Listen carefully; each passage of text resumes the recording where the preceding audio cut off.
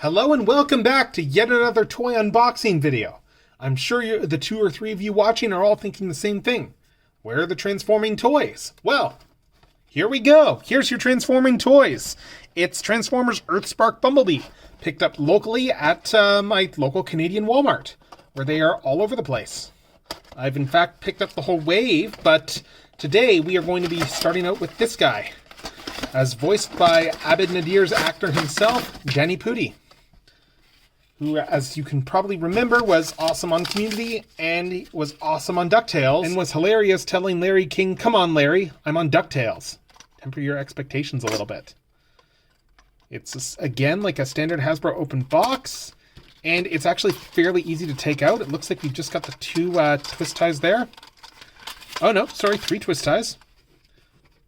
And he is one of the 3 deluxe classes in Wave 1 alongside Twitch and Megatron. So there's Bumblebee, and we do have in the back a little baggy Autobot insignia of tissue paper accessories. And let's see what's in the bag. The bag contains a couple of pieces. We have a gun for Bumblebee here. Let's just throw that on him. Alright, so Bumblebee has an actual weapon.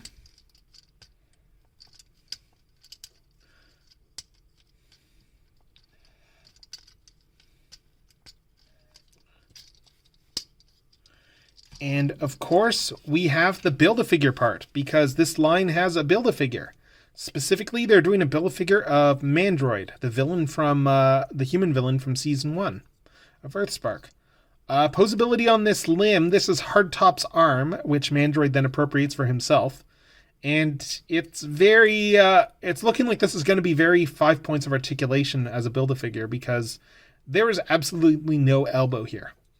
It does have a ball-jointed socket here, so I think the range of motion at the shoulder will be decent. But otherwise, this is a fairly limited Build-A-Figure piece. And once I start getting the other guys open and can actually put it on Mandroid, it will probably look more interesting. But yeah, Bumblebee. Bumblebee's design in the show is basically his modern aligned design, which is a fairly good design. It originated back in the IDW books, probably about a decade ago or so now, when they decided to do like an updated version of a Camaro-style B-Bit in G1. And yeah, it's got the sides of the car there for the shoulders. It's got the fake hood chest here. It's got the door wings that the movie design had. Posability-wise, let's see. He's got ball joints here at the shoulders. He's got a joint over here at the below the shoulder. Ball-jointed elbow. Wrist is not jointed, really. It's, yeah, no wrist articulation, but that's Transformers for you. Ball-jointed head. Decent range of motion there. Taking a look close up at his face sculpt there, it's a very good likeness of Bumblebee in Earthspark. Bumblebee he's a fun character in there. Danny Pudi is doing a fantastic job as Bumblebee, I have to say. Looking at the legs here, we have, yeah, ball joints here in the hips. We have a thigh swivel. We have more than 90-degree range of motion there in the knees. That's always nice. And we have ball joints here at the ankles, as well as a back and forward swivel. And does he have a waist joint? He does not have a waist joint. That's always hit and miss on Transformers. And yeah, as you can see here too, he has his gun accessory, which, honestly, the gun kind of looks like a snowplow. Yeah, it looks like a Bumblebee-colored snowplow. Maybe like Beast Machine's Thrust's head as a gun. I don't know. Yeah, it looks kind of like Beast Machine's Thrust's head, really, if you look at it there. Just the general shape. It's just in yellow instead. Oh, I actually kind of want to see that now. It very much looks like a head. But yeah, Bumblebee, decent amount of paint too. You can tell here that this whole chest is painted just by the different finish. And that's pretty good there. I think it's sculpted in the gray plastic, and then all the yellow here is done over top, which, honestly, fair play for Hasbro. That's a good amount of paint there. If anyone who's worked with yellow knows how that goes. Paint matches very good in person as well, given you have the painted doors as well. And, oh wow, the doors are actually painted on both sides, I think. Because, yeah, the window is the same color, but it's a gray interior on the doors. The Hasbro normally doesn't go this far, and I'll be honest, I'm fairly impressed that they actually have that level of opacity there. So let's transform this guy now. Yeah, it should be fairly straightforward. I've done enough of this sort of stuff, but you all know how this is going to go. There's going to be some overconfidence. There's going to be some flailing. That is how it goes when you're transforming stuff without using instructions and doing it for the first time because, oh, I've transformed hundreds and hundreds of toys at this point. So what's another toy? It should just be really easy for me to figure out. And usually that's the case when it comes to Transformers, but not always. Yeah, there's some cool stuff here. Yeah, like it looks like there's a little slot here. There's a little slot back here on the shoulder. And that's what this pegs into when you get the arms down. So that locks in nicely. Yeah, we got the front bumper coming together pretty well. And you can see the top of the front bumper over here. This piece needs to swivel up like so. So then it can swivel forward. And then we can see the real hood. I mean, I'm not going to complain about fake parts on Transformers toys because, I'm sorry, fake parts in general have made stuff better from a transformation standpoint. I don't mind fake parts at all if it allows the toy can actually pull off both looks and not be compromised by the fake parts. Because honestly, it would be more compromising on some of these designs to not do fake parts on account of how that stuff transforms. All right, so let's figure out the legs here. Feet, I'm not sure how those work yet, but these probably fold in somehow. Yeah, so we got the back of the car here. I need to figure out how the feet go. Feet rotate around like that. Again, this is what's fun about Transformers. They're a puzzle toy. Figuring it out is half the fun. And you can see everything is well built from a tab and slot standpoint there. You got tab and slot. So let's get these guys in. Yep. Oh, yeah. And yeah, is there a tab slot over here? Yes, there is. There is a tab slot on the thigh. So these plug in. And I'm seeing a hollow back here. So there's got to be a part that plugs into the back of the car because this is... I'm missing something here as a step so far because, yeah, there is a giant gap on the back of this vehicle. And that feels very lazy of Hasbro to do that. Hasbro normally is not that lazy. So, as I'm going to transform this here, I'm going to keep an eye out for, oh yeah, these tab and slot onto the back of the legs here. Again, like, yeah, this is all very good tab and slot stuff. And doors, tab and slot into the back here. And this should go underneath there. So that tabs in. This tabs in here. This tabs in here. And yeah, we have a big open back over here. That is interesting. Is there a part that's supposed to go here? Let me take a look at the actual box. Yeah, it looks like there's a piece that hinges on here. Is that missing? Or let me check on the box. Yeah, it looks like Bumblebee is full on missing a piece on the back of his car. So I'm going to have to return this guy. I can't actually finish this review. All right. Well, that is going to stymie this particular entry. So I guess I'll put him off to the side. And I won't film the next part yet because I can't. And now it's time for a quick little addendum because as it turns out, customer service is in fact a thing. That's right, I was able to go back to Walmart and exchange the Bumblebee that was missing this back panel over here.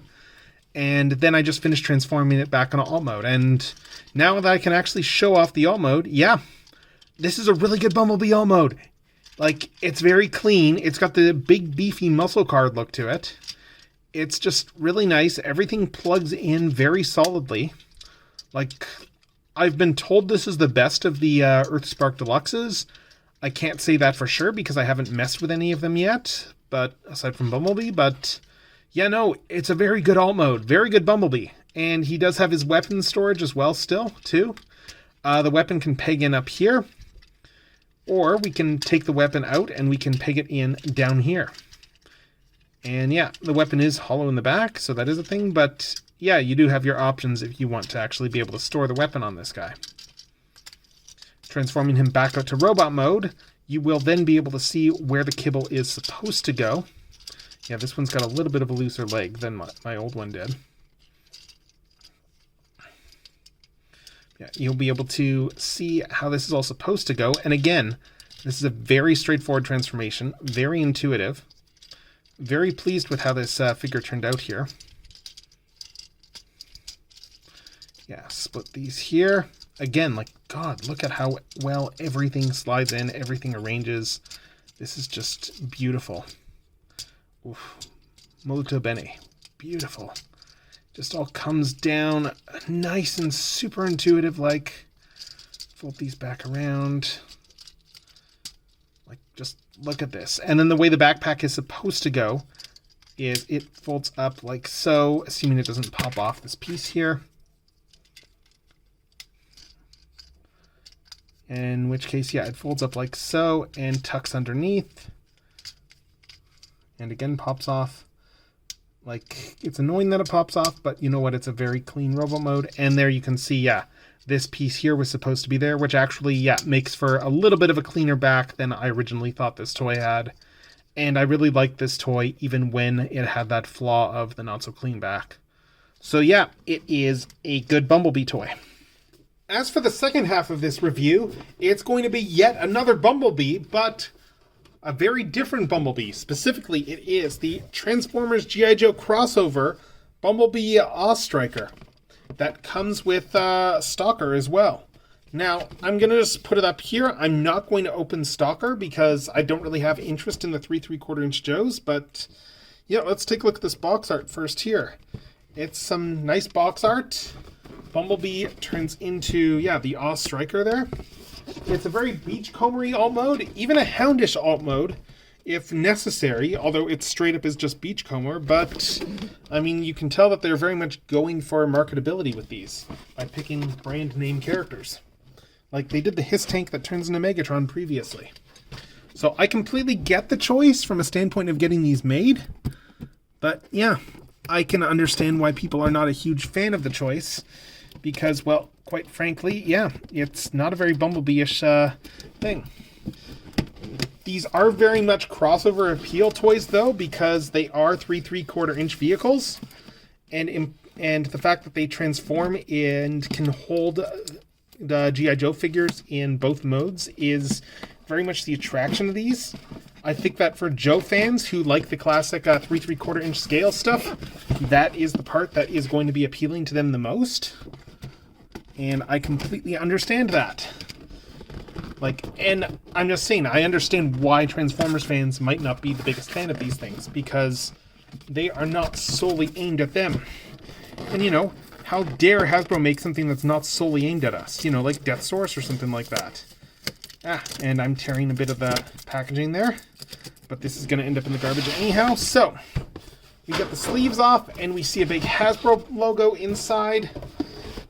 So yeah, big Hasbro logo, big G.I. Joe Transformers crossover thing here. Yeah. And this box is huge.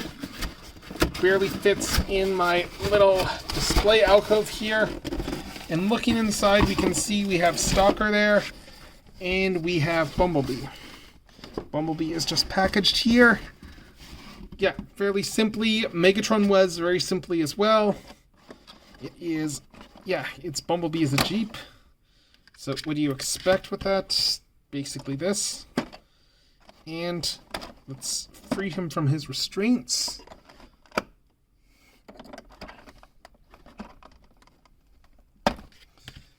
Alright, so we got a couple more over here. And one more here.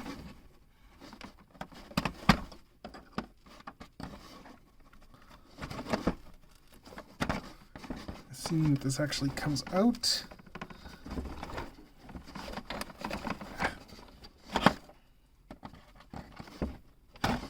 There we go. And now B can come out like so.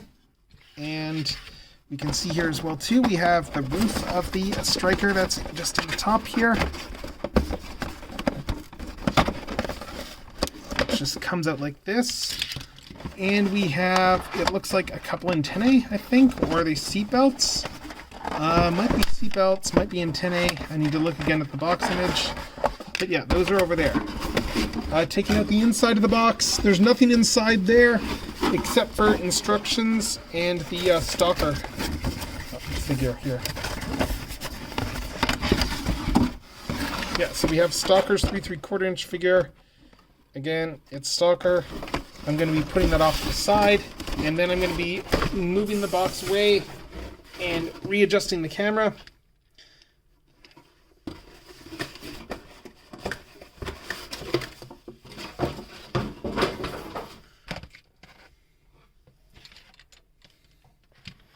So yeah, there's Bee out of the box. Also in the box, we have a gun. Again, this feels much more Hound than it does Bumblebee. But yeah, here's Bee out of the box.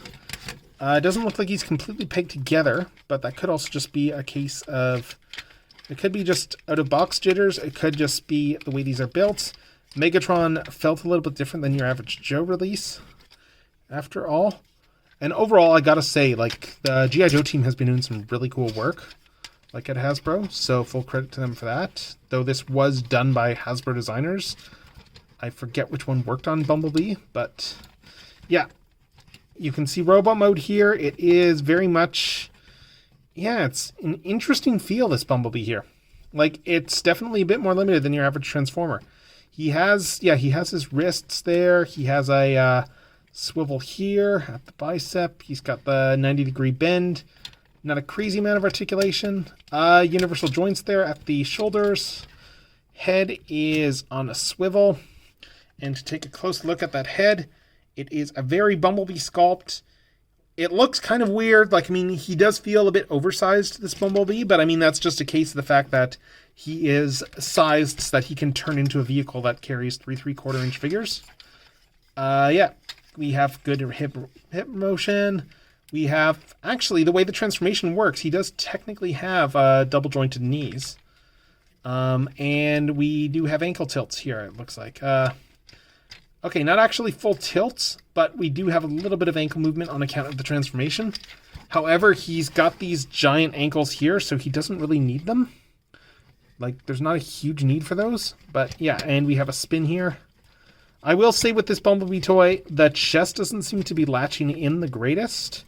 And if you look here, I mean, at certain angles, he does look a little bit hollow. Like, look how thin those legs are at the sides. Again, I think this is just a function of he is transforming into a G.I. Joe vehicle that holds through 3 3/4 inch figures, and that also is going to be, and he's going to be in that scale, so, and needs to account for that stuff. So let's go ahead and transform him. If it's like Megatron, the his tank there was fairly straightforward, and I think it's suffered overall the same sort of design stuff Bumblebee did. Let's see, these wheels come up and out. Okay. All right, let's see. These don't fold away, but yeah, these are hollow underneath here. Like, you can tell that they are basically just trying to squeeze this into the price point. Like, they are doing their best with this toy, it feels, to make him fit as like a cheaper G.I. Joe vehicle. Yeah, we have the Bumblebee's chest is just going to be visible on the back of the vehicle here. This is kind of like how they did that with Megatron's, where he's got, like, the Megatron chest is just kind of sitting there, not really all that covered. And yeah, we have these that peg in here. Okay, that's the back of the vehicle. Fairly straightforward. Some good tempos on this thing. I'll take a look at that a bit more closely later, but yeah, some good tempos so far. The legs, let's see how these go. Looks like these are the seats. Okay. And leg cable is, how does this go? I mean, we can see that this is the front of the vehicle here, so this cable has to swing up. And it does. It swings up like this. Okay. Cable swings up like that. Swish, like so. These are the seats, so these fold out. Because this is also like the bottom of the inside of the vehicle. Okay, I get why the legs are as thin as they are, because they just go underneath and they are just trying to minimize them. Yeah, they're just trying to minimize these legs here for the sake of not obstructing the look of the vehicle. And yeah, as we bring this thing together, it's mostly together now. These will fold down here. These G.I. Joe figures are not very complex. Like, to say these are, like, this is maybe like, like deluxe. It probably is deluxe tier engineering overall, but it's being done on a figure much larger than a deluxe, and it kind of feels a bit lighter and hollower. Again, I think it's because they're just trying to fit as much as they are into the price point for these toys, and that just feels like a consequence thereof. I'm just trying to figure out how these arms are supposed to peg in here. Okay, arms peg in under here, like so. Yeah. And what else? And we have the... Yeah, we have the seats here that are going to peg into the back. And... yeah, there's some... I'm just looking for slots. There are tabs and slots everywhere on this thing. To its credit, steering wheel folds down like that. This little gun folds there like that. This came unpegged. Blast. I suspect that's going to be a thing. The his tank is not the most secure with its pegs either, to be perfectly honest. And then, yeah, we have the front bumper, which folds down like so. And I'm just making sure everything is secure. Is the back fully plugged in? It looks like it is. Okay. Yeah, there. And here we have the basic vehicle now.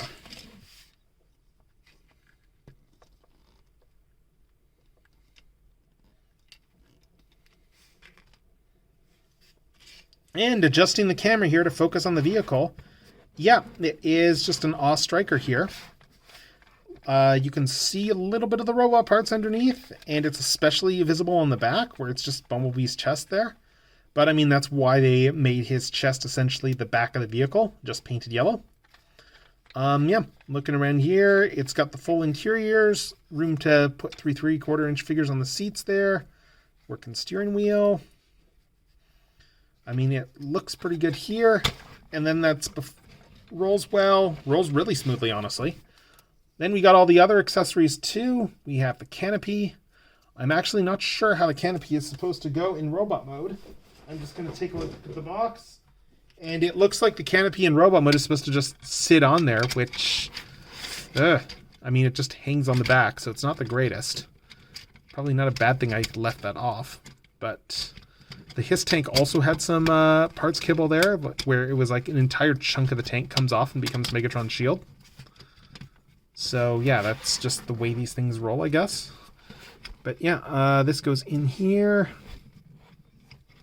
Just making sure, does this peg in?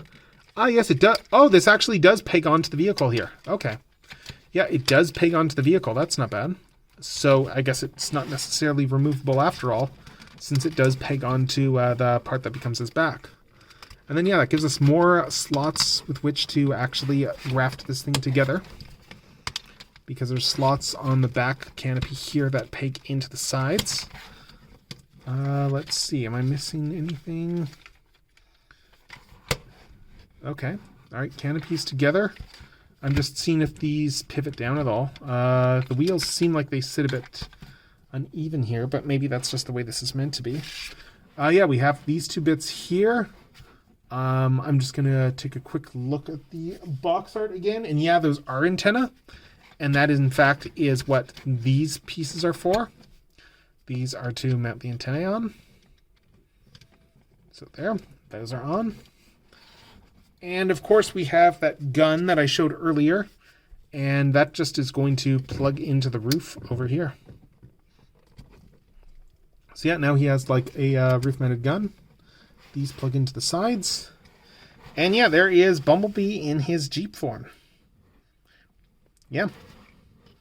It is, again, I'm not opening up Stalker because, yeah, I'm probably just going to flip him or something like that. No interest in 3 3/4-inch Stalker. But, yeah, that's Bumblebee. It's a fairly good deco, honestly. It's got the G.I. Joe logo there. It's got, like, oh, yeah, that's where the fuel goes. So it's got a label for, like, the fuel. United States Army, Awe Striker, correctly positioned U.S. flag there. It's got a serial number. There's probably some significance to that, given how that tends to go with G.I. Joe stuff. And yeah, you can see, like, interior, he's got the full interior underneath the seats there. Back, as I mentioned. Yeah, no, this it's a fairly good G.I. Joe vehicle, quite honestly. And it's just one of those things where, I mean, heck yeah, like even looking at the gun here, there is writing on the gun. No, it's just a pattern on the gun. But yeah, no, it's decent deco. I think overall he pulls off the alt mode a little better than the Megatron His Tank does, if only because Megatron's His Tank, I think it is a bit more obtrusive in showing parts of Megatron. Like, Megatron's just sitting there on the back, and, well, Bumblebee's is too. Bumblebee's at least feels like it's part of the vehicle mode, just because of the sculpting. So I would give Bumblebee's some points there.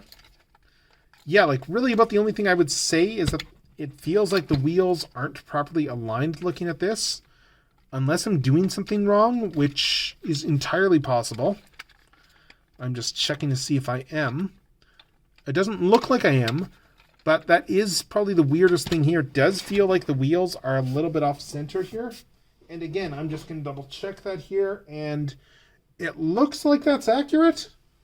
It's a weird choice, but I guess that must be accurate to how they designed this thing. So yeah, that is Bumblebee in his Jeep mode, and I'll put him back to bot mode for the final thoughts. So final thoughts time. It feels like that both of these toys have some hit and miss to them. Bumblebee from Earthspark is a really fun toy. He's hampered by the fact that the one I picked up is a bit of a lemon because it's missing a roof piece. By the time this goes up, I will probably have gone to Walmart and replaced that. And I might have refilmed some parts for this, so we'll see. Yeah, it's a really good representation of Bumblebee otherwise, and shame Deluxes cost as much as they do these days. Meanwhile, the G.I. Joe Bumblebee, he is definitely pricier. He is most definitely not for everyone, especially if you're not after the G.I. Joe figure that's included with it. But, yeah, I think that overall he works better as a toy than the Megatron His Tank does. Although I think overall I like the His Tank alt mode better than Megatron. And yeah, Bumblebee, I will say though, you have this really obtrusive kibble on his back that is removable admittedly, but yeah, the Joe ones feel like they would have worked much better at a deluxe price point, except for the fact that then they wouldn't have been able to fit a G.I. Joe figure in them, which defeats the entire purpose. They are more or less like giant upscale deluxes, and there's corners cut and But yeah, nope, they are okay Bumblebees. Earthspark, I definitely suggest you pick up that toy if you can get one that doesn't have the issue mine did. Not something you can spot in the box. So with that said, this is General Techno signing off. Until next time.